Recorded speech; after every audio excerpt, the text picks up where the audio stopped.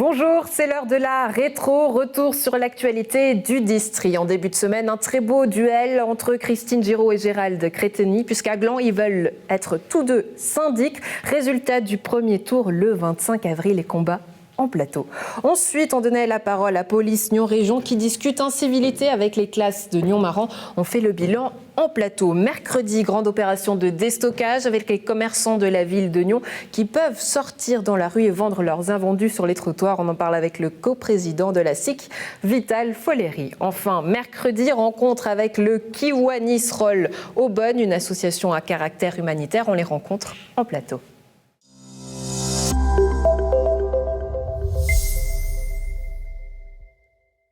À Gland, deux candidats se présentent au poste de syndic. D'un côté, le syndic sortant Gérald Cretteny, candidat des gens de Gland, en poste depuis 2006 et municipal depuis 1998. Gérald Cretteny, bonjour. Mais bonjour. Merci beaucoup d'être avec nous. De l'autre, la municipale PLR, Christine Giraud, en poste depuis 2011. Bonjour Christine Giraud, merci beaucoup d'être avec nous.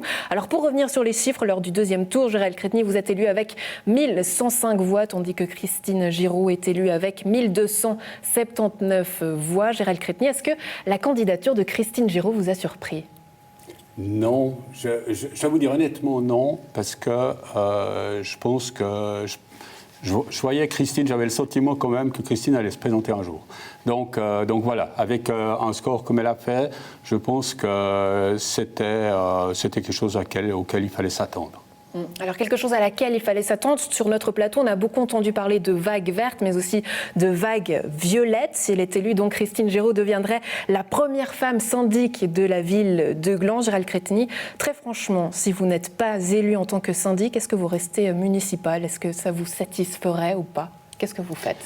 Alors, j'ai déjà déclaré que je ne répondais pas à cette question d'ici la fin de cet exercice, puisque le 25, nous saurons qui sera élu.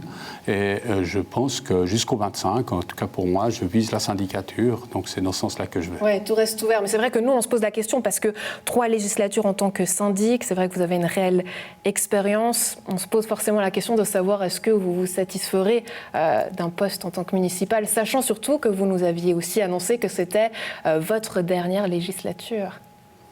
Là, ça sera la surprise le 25. Mais vous y réfléchissez. J'imagine que vous pensez quand même déjà à toutes les solutions. Sans me donner la réponse. Sans vous donner la réponse, c'est clair que j'ai la solution.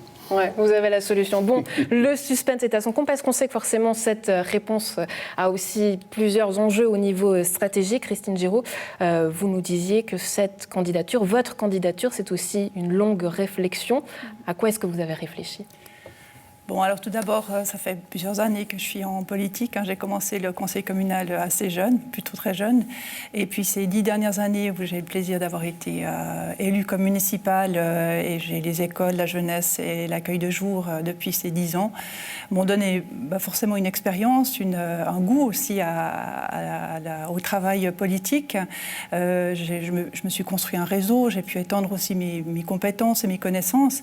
Et puis, vu que j'ai toujours été animée par un intérêt pour la politique communale, forcément que c'est naturellement que je me suis presque présentée à cette syndicature. C'est vrai, comme vous l'avez stipulé, les résultats du deuxième tour m'ont évidemment aussi aidé à prendre cette décision, qui a aussi été fortifiée par le fait que ma collègue Jeannette Weber, donc de PLR, ont gardé leurs 2 sièges à la municipalité. Oui, stratégiquement, il y a plusieurs enjeux. C'est vrai que si Gérald Cretteny ne reste pas municipal, forcément, on se dirige vers une complémentaire. Est-ce que là, vous en faites un argument, Christine Giraud ? Alors, j'en fais pas un argument puisque ce ne sera pas de ma compétence, ce sera des décisions qui appartiendront aux personnes concernées, soit par une éventuelle démission, soit par une nouvelle candidature. J'en fais pas un argument, forcément que j'y pense aussi, puisque ça va aussi devoir être pris en compte dans notre travail. Mais je suis un peu comme Gérald, attendant le 25, et puis ça n'empêche pas de se préparer aussi, d'ébaucher certains scénarios. Mais on verra le 25 ce qu'il en ressort précisément. Alors forcément, l'UDC vous soutient. La question est de savoir si la gauche vous soutient ou pas. Ce qui pose un contexte particulier. La gauche qui soutiendrait la droite. Quel regard vous portez sur cette situation, Gérald Cretteny ? Alors, écoutez, je trouve ça très curieux, je le dis tout à fait franchement. Alors je sais que L'un des arguments est de dire que la gauche soutient Christine Giraud, excusez-moi, mon épouse s'appelle aussi Christine, donc parfois j'ai une hésitation, mais il n'y a pas de souci. Donc Christine a effectivement est certainement soutenue plus personnellement, mais néanmoins quand même le fait que la gauche soutienne cette candidature me surprend d'autant plus que les arguments sont liés à des questions de politique sociale, etc. Et Dieu sait si j'ai aussi travaillé pour cette politique sociale, tant d'ailleurs dans les 2 premières législatures que j'ai faites, puis j'avais le même dicaster que Christine, et où on a créé par exemple le réseau d'accueil des Toblerones, que actuellement avec en particulier la FAGE par exemple que je préside, etc. Donc je suis toujours dans le coup de cette politique sociale, je trouve très curieux, mais enfin voilà, c'est le risque qu'ils prennent finalement par rapport à leur identité. Et est-ce que vous ne craignez pas finalement d'être redevable finalement si la gauche vous soutient? C'est vrai que vous nous disiez aussi lors des débats que vous avez aussi une responsabilité. Si vous êtes élu, c'est de représenter toute la population. Vous ne craignez pas finalement d'être redevable d'un certain parti politique et de ne plus avoir votre liberté, votre indépendance? J'ai absolument pas crainte de ça. C'est un petit peu l'ADN du GDG qui se veut être extrêmement large. On fonctionne finalement à 180 degrés. C'est-à-dire que chez nous, nous avons des gens qui pourraient parfaitement être totalement de gauche, d'autres parfaitement totalement de droite, d'autres au centre, etc., si on devait les catégoriser en termes politiques. On ne les catégorise pas, donc c'est pour ça qu'ils ne s'affichent pas de tel ou tel bord. Mais enfin, ils sont contenus là. Ce qui veut dire aussi que dans nos préparations de groupe, etc., nous avons des gens qui ont ces sensibilités, y compris celles de gauche. On avait beaucoup parlé de ces questions de sensibilisation politique et surtout de cette suprématie des GDG. Est-ce que votre candidature, Christine Giraud, est une candidature d'opposition justement à ce monopole des GDG ? Alors je la conçois pas du tout comme ça, c'est pas une opposition. Ce qui m'a motivée aussi, c'est de réellement donner un choix à la population. Vous l'avez dit tout à l'heure, Gérald est en place depuis 3 législatures en tant que syndic. Le PLR a estimé que c'était important de donner le choix à la population. Donc c'est plutôt dans ce sens-là qu'il faut le comprendre. J'aimerais aussi rajouter par rapport au soutien à ma candidature. Là aussi, il n'y a pas de question de redevabilité. Moi, je pense qu'il faut voir ça, même au sein du collège, même en tant que municipal, même si on sait qu'on a des soutiens de tel et tel, etc. Personnellement, ma position, elle est claire. Je suis PLR, je ne suis pas de gauche. Mais est-ce qu'un PLR reste réellement libre s'il a le soutien de la gauche? Est-ce qu'il n'est pas après redevable? Non, parce que le PLR, c'est mon parti, c'est mes idées, c'est ma vision de la société. Elle est connue de tout le monde. On peut avoir un certain nombre de sensibilités plus fortes sur certaines thématiques, typiquement la famille ou les politiques sociales, mais je ne cache rien à personne. Je suis sous l'étiquette PLR depuis passé 30 ans, donc ça ne va pas changer. Après, il y a peut-être des façons de voir les choses, des façons d'approcher les problèmes ou de traiter les dossiers qui sont peut-être plus avec une certaine sensibilité et puis une certaine approche plus empathique parfois, et ça plaît peut-être à un certain public, mais voilà, ma position, elle ne va pas changer, je suis PLR. Ouais, Gérald Créteny, on a vu sur les réseaux sociaux plusieurs soutiens, notamment de candidats et de municipaux extérieurs, de villes extérieures à Christine Giraud. Est-ce que vous ressentez cette pression extérieure? Alors on sait que c'est des candidats PLR, mais est-ce que vous ressentez cette pression externe? Je sais qu'elle existe. Je sais que quand on fait partie, pour l'avoir vécu, quand on fait partie d'un parti qui est cantonal et fédéral, eh bien ces soutiens existent et s'organisent. Donc c'est pas quelque chose qui me gêne, parce que je crois que c'est dans l'ADN aussi de ces partis. Il faut bien voir que ces partis-là sont des partis qui ont effectivement ce lien, cette verticalité qu'il y a entre la commune jusqu'à la confédération, et que les gens se soutiennent parce qu'ils ont aussi une territorialité qui est plus large.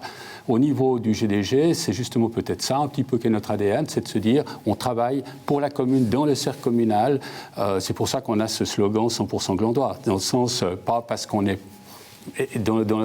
pas parce que, alors Christine et moi, nous sommes des 100% glandois dans le sens de vrais enfants de gland. C'est pour ça que le combat est d'autant plus fort et d'autant plus beau, c'est parce qu'on voit finalement vos 2 grandes figures qui sont face à face. Voilà, mais simplement au niveau par contre des membres, eh bien c'est des membres qui s'intéressent strictement à la politique glandoise et effectivement n'ont pas de relais particulier du côté du canton ou de la Confédération.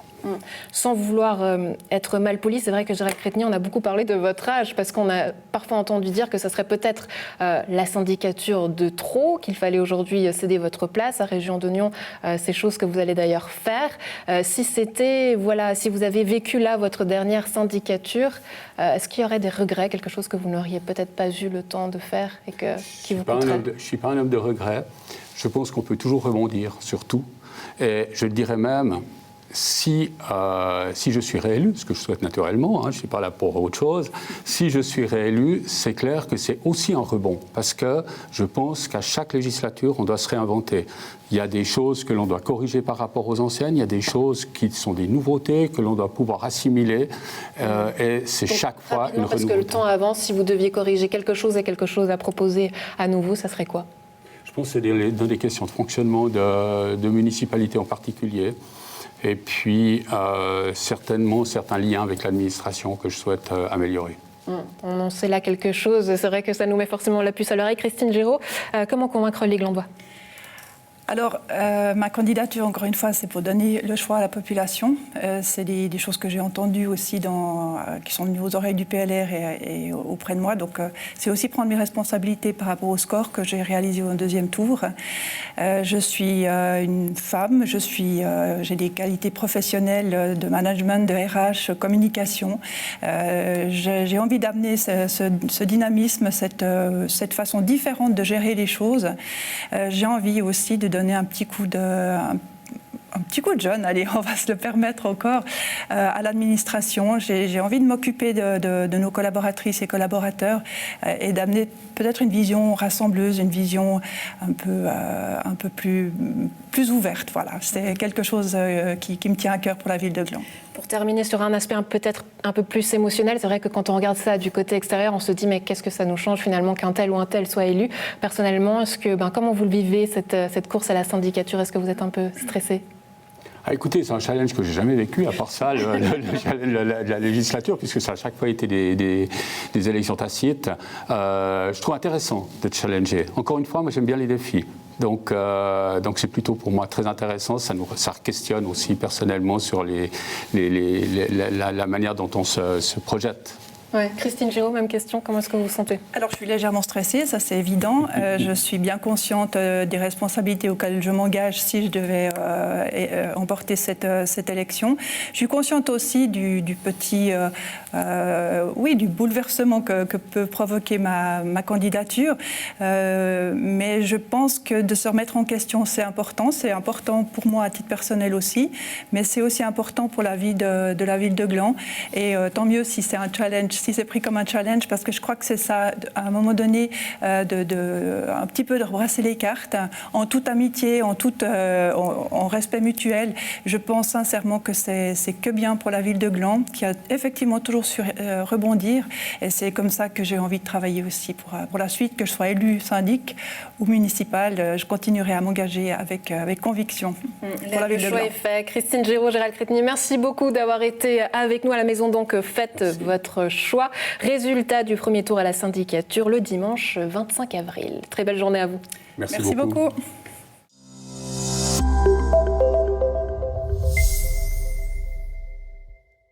La police à la rencontre des collégiens. À Nyon, la PNR préfère anticiper les éventuels débordements en discutant avec des collégiens de Nyon-Marans. Le but, comprendre et discuter pour mieux vivre ensemble. Après 2 semaines de rencontres, nous faisons le point avec nos 2 invités. Le lieutenant Stéphane Magnin, bonjour. Bonjour. Merci beaucoup d'être avec nous. Avec nous également le sergent Nicolas Grange, bonjour. Bonjour Andrea. Merci d'être ici sur ce plateau. Alors c'est vous qui vous occupez de ces conférences en milieu scolaire.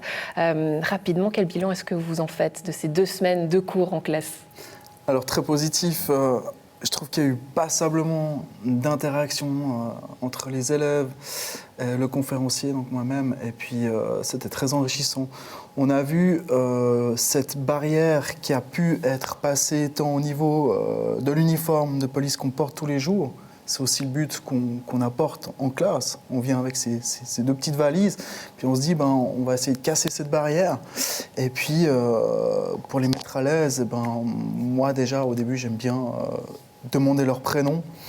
Et en leur disant que, on n'est pas là pour les juger, pour leur faire une morale, mais pour qu'ils repartent au moins avec des outils. Ouais, c'est vrai que moi-même, je suis un peu mal à l'aise en traitant ce sujet parce qu'il y a ce côté un petit peu moralisateur. Hein. La police qui vient dire quoi faire ou comment se comporter aux jeunes.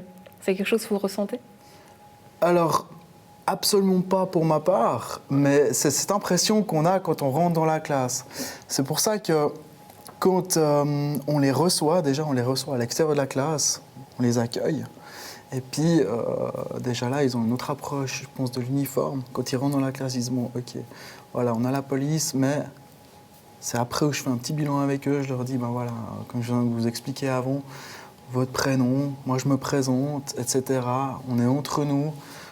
Si vous avez des questions, n'hésitez pas. Et puis là, on voit que ça commence à redescendre. Ouais. La pression. Le petit a priori du départ. Stéphane Magnin, quel est l'objectif de ces rencontres ? On se souvient évidemment des rencontres qui avaient eu lieu l'année dernière à la plage de Nyon. Vous alliez justement à la rencontre des jeunes. Aujourd'hui, est-ce que vous tirez justement parti de ces expériences pour évoluer au fait dans le concept, c'est ça ?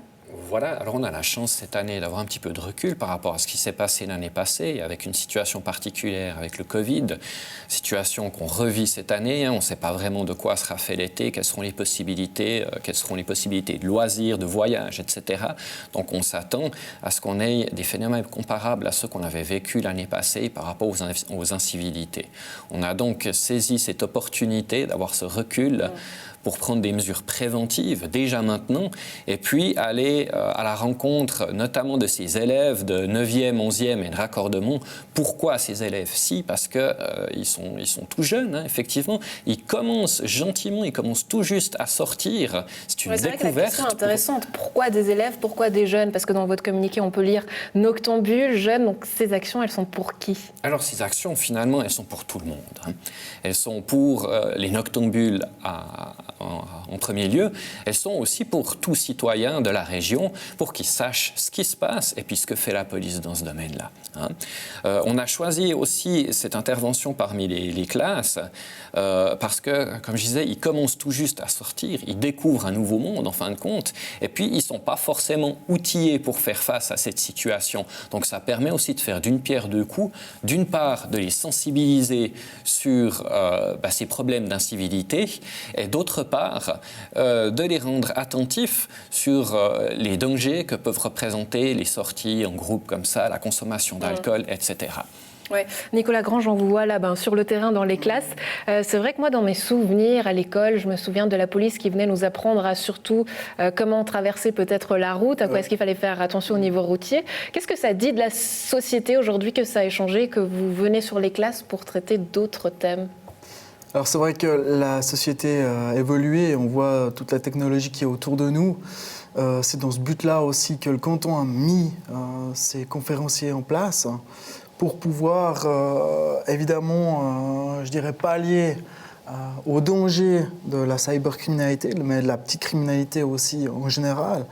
Les réseaux sociaux ont pris une telle ampleur sur les jeunes, que, comme vient de le dire mon lieutenant, évidemment, c'est pouvoir les préparer aussi à ce qui les attend dehors. Parce que pour nous, c'est vraiment important. Alors, je suis d'accord avec vous, on entend ces changements, mais un jeune, ça reste un jeune. On a tous été jeunes, on a tous été pareils. Donc, qu'est-ce qui fait que ça change, cette approche ?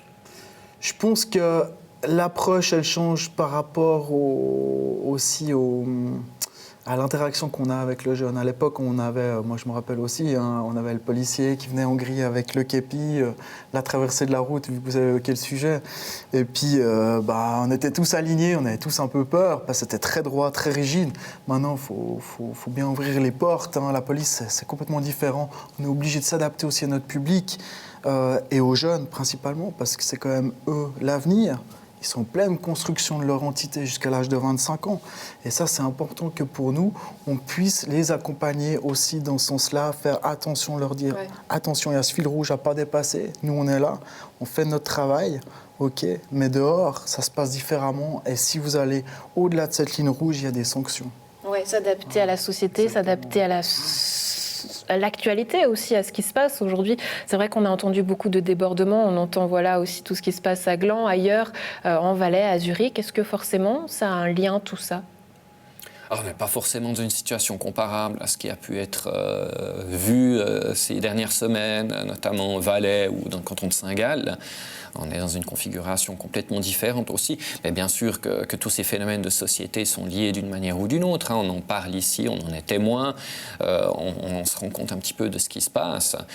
Et puis la police est là pour rôle aussi de s'adapter à ces situations pour essayer de prévenir toute forme de problème qu'on pourrait rencontrer. Ouais, j'imagine que c'est un challenge aussi pour vous, parce qu'aujourd'hui, on sent que tout le monde est un peu à bout. Parfois, on a forcément envie d'aller à la rencontre des règles, parce qu'on en a tous marre. Donc, c'est quoi aujourd'hui votre discours à la population ? Le discours, c'est qu'il faut penser aux autres aussi. C'est important de se dire le rôle qu'on peut avoir dans la société, le rôle qu'on peut avoir pour les autres. Il faut tenir compte aussi des aspirations des autres. Et puis le but maintenant, c'est que tout le monde puisse un petit peu atteindre ses aspirations en tenant compte de celles des autres, en harmonie avec les autres. On a un public qui souhaite se rencontrer, qui a besoin de se rencontrer, avec des possibilités de le faire qui sont extrêmement restreintes, avec la fermeture des restaurants, etc.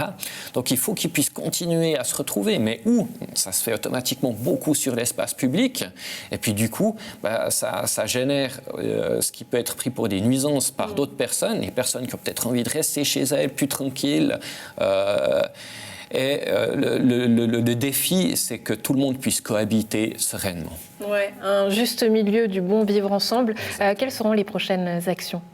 Alors, les prochaines actions, donc on a déjà, toujours au niveau de la prévention, des messages de sensibilisation qui seront adressés aux jeunes déjà du gymnase et de l'EPCN, des actions aussi sur le thème des nuisances sonores qui viseront plus la clientèle des établissements publics une fois que ceux-ci auront pu ouvrir.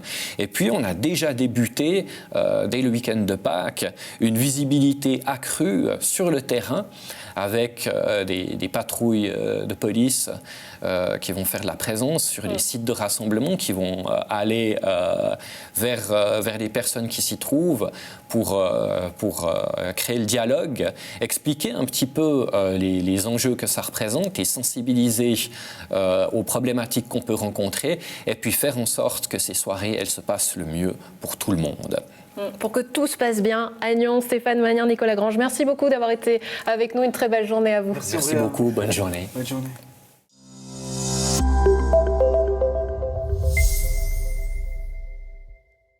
Dès ce week-end et pour 4 samedis, les 17 et 24 avril, le 1er et 18 mai, les commerçants pourront sortir de leurs locaux pour s'installer sur les trottoirs et sur les places de stationnement. Une grande opération de déstockage soutenue par la ville de Nyon et pour permettre d'écouler les invendus liés aux fermetures. On en parle avec le coprésident de la SIC de Nyon, Vital Fodeleri. Bonjour. Bonjour Andrea. Merci beaucoup d'être avec nous. Alors on sent un petit peu cette ère de printemps où on a envie de retourner à l'extérieur, de vivre. Et finalement, les commerçants, avec cette opération de déstockage qui découle surtout d'un besoin, c'est lequel ? Alors, nous avons en fait eu de la part de certains commerces une demande de pouvoir justement écouler leur stock d'hiver principalement. Le deuxième confinement qui a eu lieu justement a passablement empêché les ventes, donc on a eu leur demande et puis la municipalité nous a demandé si on était intéressé d'organiser ça avec eux. Évidemment, c'était des commerçants, donc finalement tous les commerces, et pas ceux de la SIC uniquement, ont été en fait plus ou moins mis en fait au courant par les journaux, par les réseaux, certains pas vraiment comme on le pensait, on en a discuté tout à l'heure. Mais donc pour l'instant, nous avons 27 commerces donc, qui vont mettre leur gondole, leur table devant leur arcade et pourront donc vendre en fait ce qu'on appelle un peu les invendus à des prix, on l'espère, en fait des prix cassés qui vont pouvoir permettre de vendre et pour les acheteurs, pour les clients, acheter justement en fait des choses intéressantes. Ouais, si les commerçants souhaitent s'inscrire, ils le peuvent encore ? Alors, oui, la date butoir était le 10 avril, puisque nous avons dû, nous, la SIC, envoyer les différents emplacements à la police du commerce. Moi, je dirais oui. Après, la police du commerce vous dira ce qu'elle doit vous dire. Ouais, d'accord, bon, c'est un autre discours. Très bien. Pour revenir sur ces commerces, est-ce que vous sentez qu'il y a une différente approche de la part des consommateurs ? Est-ce qu'aujourd'hui, il y a une manière différente de consommer ? Oui, je pense que le local fonctionne maintenant beaucoup mieux, ça c'est sûr. On va pas parler d'Internet, ça c'est un gros sujet qu'on a déjà discuté plusieurs fois sur ce plateau, mais je pense que les gens sont beaucoup plus maintenant sur les commerces locaux. Comme en fait, on peut également imaginer, il y a le fait que les gens font beaucoup de télétravail, donc pour toutes les grandes entreprises, les banques, les assurances, etc. Donc c'est vrai qu'après les gens sont sur place, donc automatiquement on va être acheter quelque chose sur place et pas forcément comme pour les pendulaires, comme on disait auparavant, prendre en fait à Genève pour amener en fait à Nyon son repas pour la soirée. Ouais. On le ressent, ce besoin d'aller à la rencontre de son commerçant, de cet échange. Mais est-ce qu'il y a aussi encore un peu cet a priori de rentrer à l'intérieur d'une pièce fermée du commerce et du coup c'est pour ça que vous venez à l'extérieur? Est-ce que ça s'explique aussi? Le beau temps aussi étant l'élément en fait je pense principal. C'est-à-dire que vu qu'on a le beau temps qui va arriver, si on peut tous sortir, tous ouvrir nos portes durant la période estivale pour vendre, en fait tout est bon à prendre, ça c'est sûr. Très bien. Pour continuer, un mot sur la SIC, puisque le comité a été réélu tacitement. Le 31 mars avait lieu, je crois, l'Assemblée générale. Oui, tout à fait. Ouais. Donc, elle n'a pas eu lieu en présentiel, mais pour des raisons sanitaires que l'on connaît. Nous avons donc envoyé un courrier au mois de février à tous les membres donc, de la SIC pour leur demander si quelqu'un voulait se représenter, soit pour la présidence, soit pour être membre du comité. Nous n'avons pas reçu de nouveaux postulants, donc le comité est réélu pour 2 ans, d'accord. Donc, nous l'avons après annoncé officiellement par courrier à nouveau, en fait, à tous les membres de la SIC. Donc, la belle équipe que nous sommes du comité de la SIC donc, se représente pour 2 ans. Donc nous sommes 10 membres, donc 3 coprésidents et puis 7 membres du comité. Alors forcément, en regardant dans le rétro, sur cette année écoulée, quel bilan est-ce que vous faites dans les grandes lignes? Une année spéciale. Ouais. Je pense que notre première année à la SIC, c'était très spécial parce qu'on a découvert la SIC, on a découvert le fait d'être justement en fait après avec le Covid, on a également découvert le monde du commerce, mais non pas en fait seulement en tant que commerçant, mais également en fait des fois dans certains cas il faut parler avec eux, il faut discuter. On a quand même fait des belles choses. Je pense que la soirée réseautage qui avait réuni plus de 50 personnes a été une belle réussite. On a également en fait pas seulement au niveau communication avancé. Et puis 2021 s'avère également être un grand cru que nous espérons justement en fait évolutif. On attend, comme tout le monde, cet après-midi, les décisions que le Conseil fédéral va nous donner. En tout cas, ça fait plaisir parce que c'est vrai qu'on sent votre optimisme. Comment se porte aujourd'hui ce commerce? Est-ce qu'il est toujours aussi inquiet? Est-ce que c'est difficile? Est-ce qu'il y a une deuxième vague, un second souffle qui arrive? Comment est-ce qu'il se porte? Alors, si je vais parler personnellement, au niveau du jeu, nous sommes dans un domaine d'activité qui fonctionne bien. Donc, je sais que mes différents collègues, même pas seulement à Nyon, donc en fait dans toute la Suisse romande, parce que nous sommes une association de jeux, on fonctionne bien. J'ai discuté avec ceux qui vendent des tapis, d'autres qui vendent les disques, par exemple à Nyon. Chaque personne, en fait, chaque commerçant a un discours positif. Donc, on sait parfaitement qu'il y a des domaines qui souffrent, la restauration, l'hôtellerie, l'événementiel, etc. Par contre, les autres, malgré tout, à Nyon, on n'est quand même pas, franchement, dans une morosité que j'appellerais en fait néfaste. Mais on voit pourtant des boutiques qui ferment à Nyon. Qu'est-ce que ça veut dire? Est-ce que c'est un rouage qui est naturel ou ça a quand même une incidence ou plutôt un lien avec le Covid? Alors, il y a un peu le Covid là-dedans, ça c'est comme certain. Il y a de l'énergie. Quand vous ouvrez, vous fermez, vous fermez, c'est pas évident. La halle, en fait, va être reprise par Jiffy. Donc, finalement, c'est un changement de choix de propriétaire. Donc, c'est très gros. Pour les autres, ils ont été comme repris directement après. Je sais que certains, comme en fait, c'était Star Jeans, Ferrer, lui, en fait, a dit qu'il faisait trop d'horaires. En fait, ça le fatiguait. Maintenant, il est tout heureux où il est. On va avoir une épicerie valaisanne. Donc, il y a un changement normal, en fait, dans le commerce. Et je pense qu'il n'a pas été dédoublé. En fait, on a pas mal discuté avec Lionel Torrance, qu'on a écouté sur le plateau. Délégué à l'économie de la ville de Nyon. Exactement. Et lui, c'est vrai qu'en fait, il a aussi un discours positif parce qu'on n'est pas en crise actuellement, en fait, au niveau du commerce. C'est compliqué. Et à l'inverse, les commerces souhaitent s'installer en ville de Nyon et ils peinent à trouver des endroits parce que tout est pris. Exactement. C'est les arcades, en fait, nous avons comme des demandes de personnes qui cherchent des arcades à Nyon, ce qui est incroyable et on n'en trouve pas pour l'instant. Et là, quel est votre avis sur ce sujet? Est-ce que c'est des arcades froides ou c'est des arcades avec du commerce? Je dirais, et on va peut-être parler sur un sujet qui va fâcher quelques propriétaires, c'est le prix des loyers. Ouais, le prix des loyers, sûr qu'en fait, du marché. Ouais. Je pense que n'importe qui s'installera à la rue de la Gare, mais quand il faut payer des loyers en fait, de plusieurs milliers de francs, pour certains commerces, c'est assez compliqué. Ouais, Vital Poleri, pour terminer, 2021, quelles sont les grandes lignes et les grandes idées de la SIC? Alors la SIC va donc proposer beaucoup plus de communication, la SIC va être beaucoup plus présente, la SIC va essayer d'organiser les marchés, donc en plus de déstockage de ces 4 différents samedis, marché du printemps, marché d'automne et un marché de Noël qui en fait, avait été très bizarre l'année dernière. Et puis également, donc on va au niveau communication, travailler avec une équipe de vidéos pour donner des vidéos que nos différents membres pourront utiliser pour eux. Et puis les fameux jeudis, en fait, réseautage vont être mis en place. Mais quand je dis tout ça, donc on attend cet après-midi messieurs Berset, Parmelin, qui vont nous faire peur ou nous faire plaisir. Vous le dites presque sur un ton menaçant, je ne sais pas si nous entendrons, mais voilà, c'est vrai que ces annonces sont attendues. Vital Voleri, merci beaucoup d'avoir été avec nous. Excellente journée à vous. Et donc à la maison, n'oubliez pas donc ces 4 samedis de déstockage, les 17 et 24 avril, et puis les 1er et 18 mai. Faites un tour dans les Réunionnaises pour profiter justement des commerces de la région.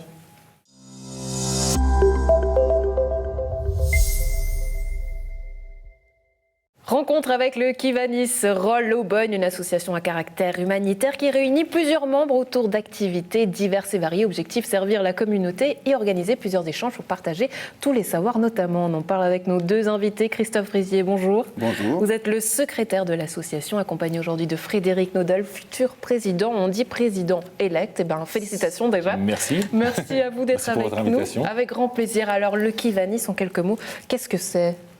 Alors, en quelques mots, c'est une association internationale qui a comme but de travailler ensemble pour supporter la communauté, respectivement l'enfant, supporter l'enfance et les enfants.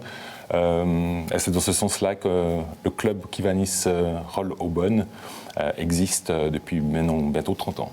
Ouais, alors c'est une association internationale avec une grande représentativité en Suisse, c'est ce que vous m'expliquez tout à l'heure, je parle sous votre contrôle, qui organise plusieurs manifestations ou événements, rencontres tout au long de l'année, on en parlera d'ici quelques instants. J'ai pu un peu fouiller sur votre site internet, on peut voir une charte avec 6 objectifs qui dit que la règle d'or c'est comporte-toi envers les autres comme tu voudrais que les autres se comportent envers toi. Est-ce qu'on pourrait dire que vous êtes finalement des anges gardiens, des grands scouts pour les petits scouts ou comment est-ce qu'on explique ça ? Disons qu'on apporte certaines valeurs humanistes dans notre quotidien et ça permet de rendre un monde meilleur, tout simplement. Ouais, avec qui sont ces membres du club ? Alors, c'est extrêmement varié. Ça peut être des cadres d'entreprise, ça peut être des indépendants. Des cadres intermédiaires. Voilà, c'est plutôt de tous les horizons. Voilà, tous les horizons, mais plutôt des cadres supérieurs. Ouais, hommes, femmes, tout le monde est bienvenu. Alors, c'est une question qui divise. Notre charte permet la mixité. Pour le moment, nous ne sommes que des hommes. Donc ces dames sont les bienvenues. Absolument. Voilà. Ça va, il faudra faire le chemin. Il faudra faire le chemin, c'est-à-dire que certains ne sont pas encore convaincus, c'est ça ? Je crois que c'est ça. Ouais, d'accord, mais la petite graine est plantée. Disons, on a révisé les statuts pour que les dames puissent s'intégrer à notre club. D'accord. Qu'est-ce qui fait un bon kiwanien ?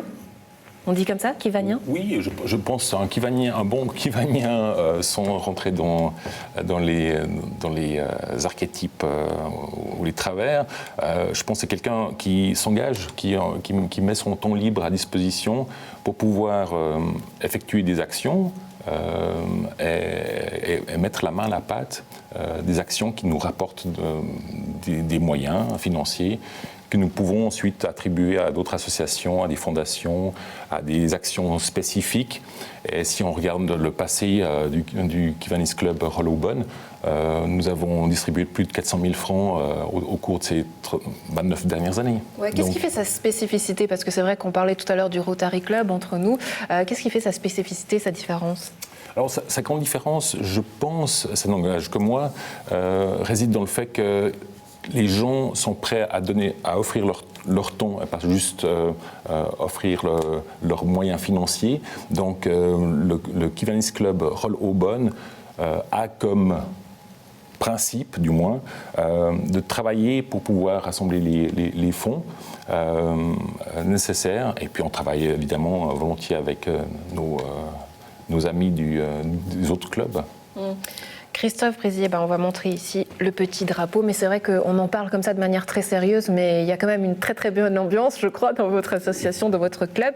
Il devrait y avoir eu justement une journée le 24 avril prochain, une matinée coup de balai qui est reportée en 2022. Mais est-ce qu'il y aura d'autres peut-être événements ou Alors on a toute une série d'événements qui sont agendés au courant d'une année kiwanienne.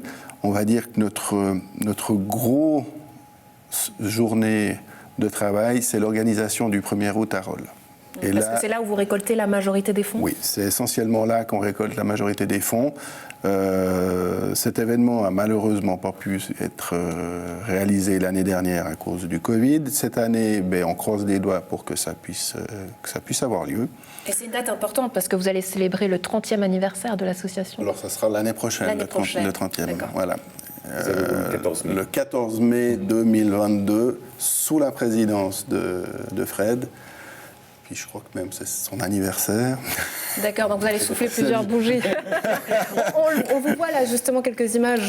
Voilà, ça c'est une rencontre. Est-ce que vous pouvez peut-être nous en dire un mot ? Oui, alors ça c'est une tradition qu'on a introduite avec la broche annuelle pour tous les membres du club et leurs membres, la famille. C'est juste un moyen de se rencontrer durant un week-end et puis profiter de l'été et d'une bonne grillade. Et là, dans le jardin ? Là, on voit, si mes souvenirs sont bons, c'est la marche gourmande à Aubonne où on a constitué une petite équipe pour effectuer cette marche fort sympathique qui est organisée régulièrement à Aubonne. Donc en bon enfant avec nos enfants, nos épouses respectivement, les amis du Kiwanis. Donc vous nous réconciliez peut-être avec ces mesdames qui sont quand même les bienvenues. Absolument. Toutes les conférences, la majorité des conférences que nous organisons sont ouvertes pour les membres et leurs compagnies. Ouais. Un mot finalement, si on veut rejoindre l'association, j'imagine qu'on trouve toutes les informations sur votre site internet. Alors toutes les informations sont sur le site. Après, c'est bien de venir approcher quelqu'un déjà du club pour une première introduction, une présentation, des explications peut-être plus en détail de ce qu'on attend aussi d'un membre, parce que c'est vrai qu'on demande de la présence, on demande de l'engagement, on demande de la bonne camaraderie. Donc c'est beaucoup de choses comme ça, mais voilà, c'est un engagement dans le temps. Il faut avoir le moyen de libérer du temps pour adhérer au Kiwanis. Ouais, et s'engager à être un bon Kiwanien, comme on en parlait tout à l'heure. C'est ça. Merci beaucoup, messieurs, d'avoir été avec nous. Christophe Brézilia, Frédéric Nodel, très bonne journée à vous. Et donc, le Kiwanis Roll Aubonne, toutes les informations sont sur le site internet et vous le voyez ici. Très belle journée à vous. Merci infiniment. Au revoir.